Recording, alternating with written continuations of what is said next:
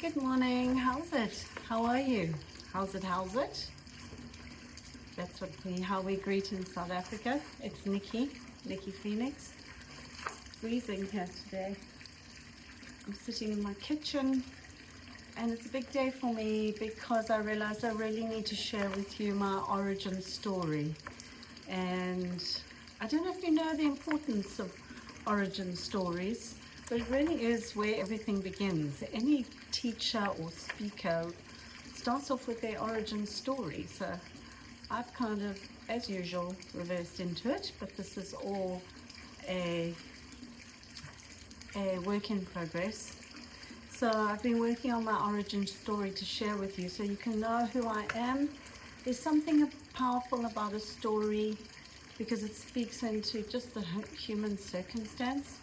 And I think we all know that. So it was quite fun. I went and did a bit of research on origin stories and then also on the history of storytelling and came up with some interesting stuff. So I'm going to share that with you before I start today. And I'm back at my location in my kitchen. Back at the location of Jesus Lives in My House. Remember that video? If you haven't watched it, go back and watch it. So Jesus lives in my house. I'm right sitting there at that same place. I'm in my kitchen because I'm a chef, because I am food for the body, food for the soul. This is my spiritual teaching, but it gets very much more targeted and specific, and you will know that by the end of this and where it comes from. And yeah, I love being in my kitchen and I'm still in my jammies. So this is kind of a heart to heart, and this is me in that process of coming out the closet. It does feel like coming out the closet, because how do you go around telling people, oh yeah, I'm a spiritual teacher, you know? It's something that grows in you. We all know that our life purpose is something very intimate, and it's something that develops. And it is most often the thing that you least think you can do. In fact, there's a beautiful saying that goes, in terms of teaching, you teach what you most need to learn. I love that. I love that, because that's exactly it. I most need to learn spiritual things, like truly spiritual things. And we will get to the definitions, so don't panic. Because of what does spiritual really mean. That's foundational for me too. I just want to introduce you to my beautiful fish pond, my lovely fish. And it's winter and the pond is clear, and they give me such peace when I connect with them every morning. So let's talk about storytelling. I've made some notes, so I'm going to read from them. An origin story explains how something or someone came to be. Do you know that storytelling goes back up to 40,000 years ago?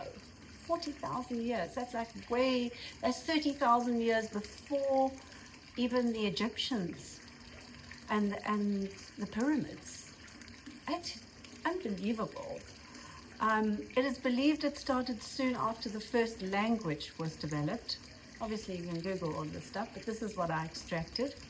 Before the written word, it was the only way of recording memories, culture, and spiritual belief. Isn't that incredible?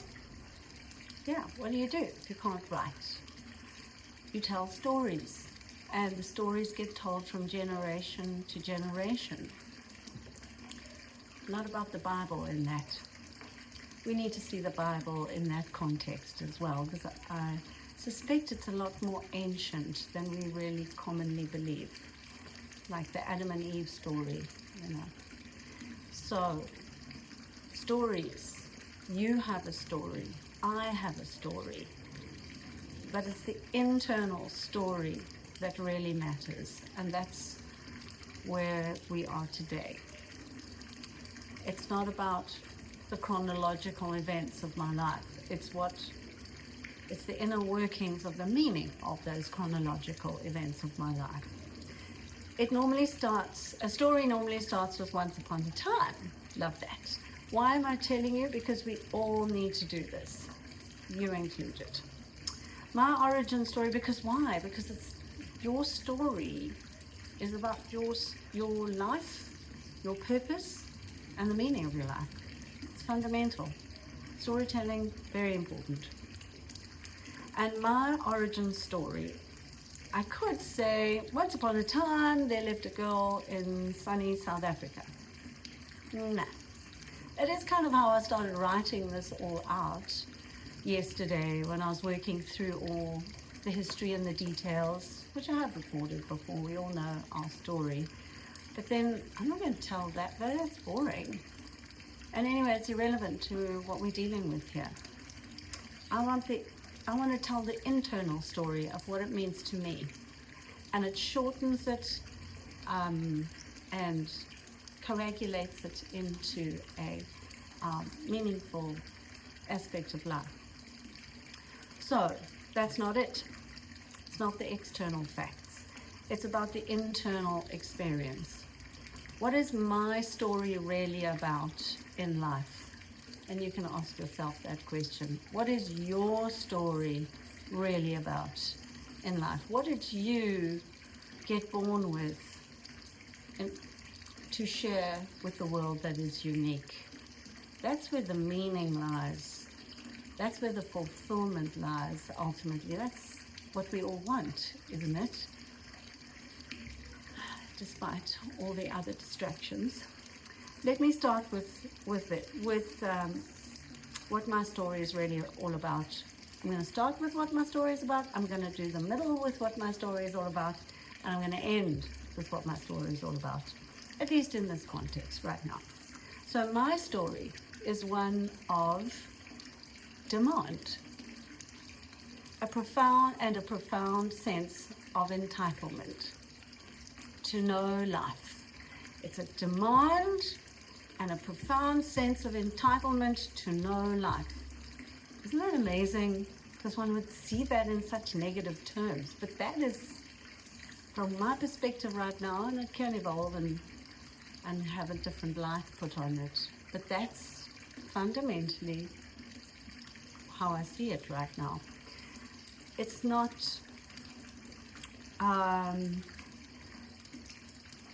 my story is a story of family and how I learned about what I now call the doctrine of healing. So it's about demand, the entitlement to know life, and about the story of my family and how I learned about the doctrine of healing. And that for me is my spiritual portfolio, the doctrine of healing. And yet I've always seen myself as a teacher, not as a healer, but known for some time that knowledge also heals. Knowledge heals. That's huge. That truly is huge. I demanded to know from the universe what was wrong with my life, and each and every time I've been profoundly answered, and I have felt God loving me with the understanding and the knowledge which is expansive. Mine is a story of healing, spiritual healing, and spiritual understanding, knowledge. It connects the healing with the knowledge. We tend to limit healing to physicality, but I am linking healing to knowledge, because when the healing comes inside, it comes with knowledge. I thought I grew up in a vanilla home and family. Nothing could be further from the truth. The pains and darkness hidden just below the surface would eventually emerge, as they always do. Truth will out. My first real taste of family fire was when I went to work for my father as a young creative chef in my early 20s, in a boutique heritage hotel, my grandfather's legacy home. The conflict became physical and violent, and I suicidal. I had no choice but to leave. That's when I met God. I was so broken after that working experience with my family. I demanded answers from the universe. and I got them in spades. That's when I learned that God is life. My life has been determined by this understanding ever since, that God is life itself. God is life. That turned my world upside down. That was in my late 20s. Later I demanded, as I believed it was my entitlement to know, why I had no self-confidence and self-esteem. I suffered bitterly from that. If God had revealed his identity to me so profoundly more than a decade prior, then I could do this too. I could find out what it was that was crippling my self-esteem and my self-confidence, why I didn't believe in myself. I was determined. Once again, I got answers on steroids. I discovered through a process of cellular healing that I had been double raped when I was just 4 years old by a young family member and his friend. I never knew that. I had pushed it down and forgotten it in the mists of time, as we're all taught to do. The culture required me to do so. See how it's really nobody's fault at the end of the day. The next demand came after my marriage, a decade after that. I was the bride, it was my wedding, but I left on honeymoon with strangle marks on my neck and bruises all over my body. Once again, I demanded from life to know what was causing this toxic behavior in my family of origin, obviously. This time, life revealed itself to me more gently. I didn't have to look very far. The worldwide revolution and revelation of narcissism was revealed to me, and I studied it intensely for some time. What have I learned from my life? The greatest teacher of all, life, the greatest teacher of all. And what do I have to offer you in return? I know who God is, the great I am, and I know where the source of all knowledge is, because he showed me, and I can show you. He wouldn't have shown me for no reason. I know how to emotionally heal, because I healed myself with knowledge, and I can show you. I know the smoke and mirrors of evil, narcissistic behavior, and I can show you how to deal with and heal your family as yourself, if they are willing. They have to be willing. And through all this learning, I have the following: the doctrine of healing. The doctrine of healing. That's all I can call it. The doctrine of healing. The roadmap and the design of your soul.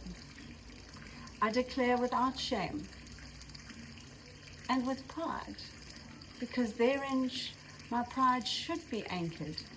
When I say pride, as an African, I think of a pride of lionesses, because they visit me in my dreams. They're my animal tokens, my animal spirits. A pride of lionesses, that beautiful, quiet, feline power. That I am Nikki Phoenix, and this is my divine life purpose and calling. And it can no longer be denied, and I embrace it with all that I am. And it's incredible. It's an awesome, awesome adventure. And I do not know everything. I just know what God has taught me, and I want to share it with you, because I know it is going to help. And it is crisp, it is rational, and it just makes sense. It makes so much sense.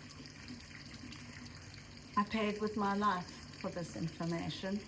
I didn't read it in a book. I didn't read it in a book. In fact, the stuff I've read in books only taught me what I didn't want to know most of the time. As much as I advocate reading, because I do love reading, but I've not had that much opportunity to read. But all of this I have learned through the struggles of my own life.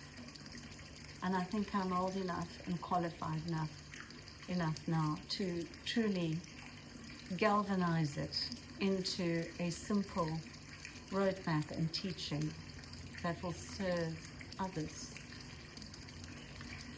So, as I said, I would finish as I started, in a spirit of demand and entitlement. I demand that you heal. I demand that you heal. I'm entitled to live in a world with healed, functional people, and so is everybody else. I demand that you heal. And it is your moral obligation to do that for me and for all whom you share this world with, even if you would not do it for yourself. Because as we all know, doing things for ourselves is the most difficult thing to do, but ultimately you are doing it for yourself, and you are doing it for God, and you are doing it for life, and you are doing it for humanity, and you are doing it for posterity. So yes, I remain a true blue African, and I demand that to be my right and my entitlement, to have you heal yourself. And I say that with humor and with all the love in the world. Just do it. Because I want you to do it. I want you to do it. If you don't want to tell yourself to do it, I will tell you that I insist that you do it. And God wants you to do it. Let's go, my brothers and sisters, let's go.